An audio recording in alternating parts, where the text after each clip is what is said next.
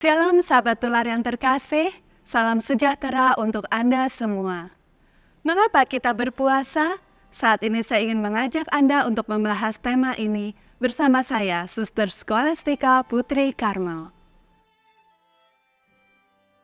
Saudara-saudariku yang terkasih, sebagai umat Kristiani, tentu menjadi kerinduan kita untuk semakin serupa dengan Kristus. Dan salah satu caranya adalah meneladani apa yang Yesus lakukan ketika ia masih hidup di dunia ini. Salah satu yang Yesus lakukan tidak lain adalah berpuasa. Jadi dengan berpuasa kita meneladani Yesus, tapi bukan hanya itu saja. Kita semakin mendekatkan diri dengan Yesus. Kira-kira nih kurang lebih sama dengan anak-anak muda yang pacaran nih. Misalnya tahu pacarnya senang basket. Nah, maka dia akan berusaha senang basket juga gitu kan, supaya bisa menjadi satu dunia dengan pacarnya. Lalu kalau pacarnya jauh, dia main basket sendirian, dia merasa seolah-olah dekat gitu ya sama pacarnya gara-gara sama-sama senang basket. Nah demikian juga kita saudara-saudariku, kita tahu bahwa Yesus pernah berpuasa. Sehingga ketika kita berpuasa, kita meneladani Dia, dan lebih dari itu, membuat kita merasa semakin dekat dengan Yesus. Tapi saudara-saudariku, puasa juga memiliki makna yang dalam. Lewat puasa, itu membuat kita semakin bertobat. Puasa itu bisa menjadi doa-doa kita dan juga bisa menjadi silih-silih kita. Ada begitu banyak kisah dalam kitab suci.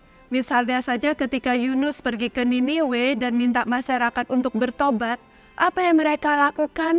Mereka itu bertobat dan mengungkapkan rasa sesal dan tobatnya dengan berpuasa. Jadi puasa itu bisa menjadi silih untuk dosa-dosa kita dan juga bisa menjadi doa-doa kita.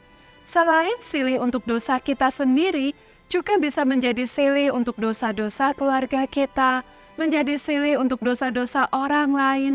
Kita serahkan kepada Tuhan, biarlah itu menjadi berkat bagi umat Allah, bagi gereja ini.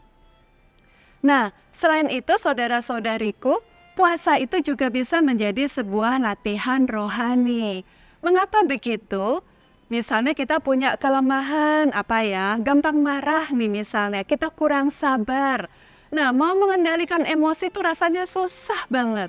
Nah, dengan berpuasa kita menahan hawa nafsu, kita berusaha menahan untuk tidak makan apapun yang kita inginkan gitu ya. Nah, dengan kita latihan maka kita juga belajar untuk mengendalikan emosi-emosi kita yang lain. Kita belajar sabar. Ketika ada dorongan-dorongan untuk sombong, untuk pamer, kita latihan untuk menguasai dan belajar rendah hati. Jadi puasa itu juga menolong kita dalam latihan-latihan rohani, latihan untuk bisa bertumbuh dalam kebajikan-kebajikan. Selain itu saudara-saudariku, puasa ini juga biasanya dilakukan ketika kita memasuki masa Prapaskah. Dalam menyambut Hari Raya Paskah, Hari Raya yang begitu agung, Hari Raya Yesus bangkit yang menyelamatkan kita semua. Kita persiapkan hati kita untuk menyambutnya dengan puasa.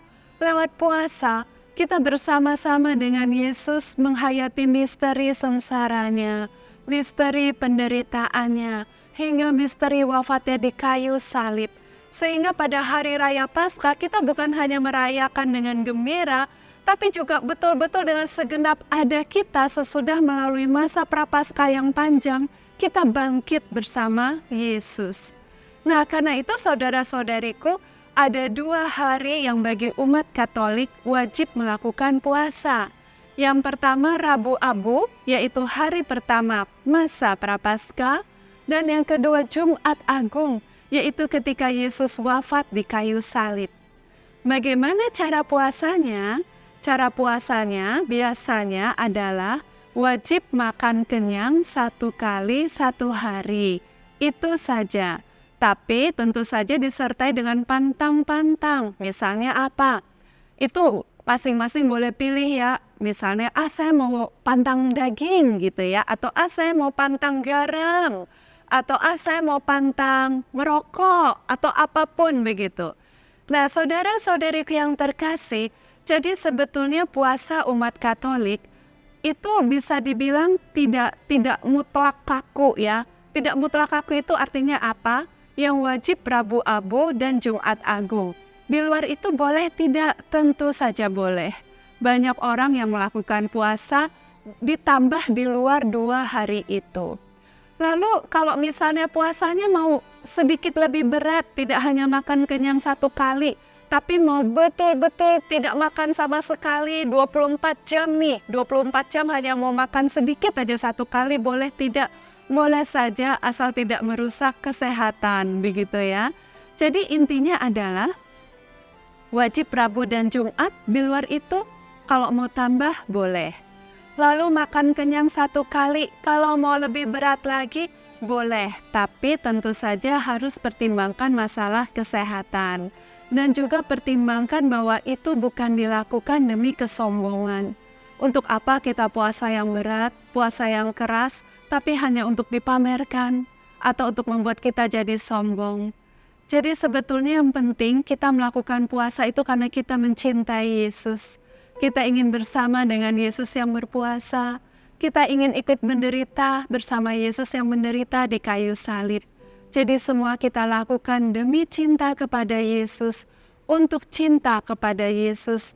Dan semoga juga bisa menjadi berkat kepada sesama, sehingga juga kita lakukan demi cinta untuk orang lain.